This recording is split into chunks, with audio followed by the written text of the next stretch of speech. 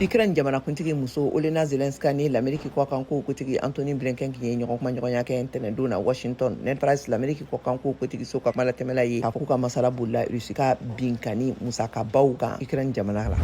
L'Amérique bɛna ɲangili gɛlɛn bila jamana minnu bɛ kan ka dankarili kɛ duniya sɔrɔ siraw la Janet Yellen l'Amérique jigiɲɛ kutigi ka fɔ la kore bayan fanfɛla la a ye wele bila jamanabaw bɛɛ lajɛlen ma k'u ka tɛgɛ di kɛ ɲɔgɔn ma ka Russie ka lagɛri kɔn Ukraine kan. Stevie Bannon Donald Trump ka kɔrɔsigi kɔrɔ ye wasabulon ka janvier kalo tile 6 kulu jate théâtre bɔlaw ye ntɛnɛndon na Bannon ɲangilen don ka da a ka ban ka seereya kɛ kulu nin ka laɲini kan. Ntɛnɛndon kiiriso dɔ procureur ye laseli kɛ ko a bɛna san 2018 fagali jugukɛla min ye mɔgɔ 17 bɔnɛ u ni na ne ka tila ka 17 wɛrɛ jogi kalanso kɔnɔ Parkland Floride ɲangine fagali ye.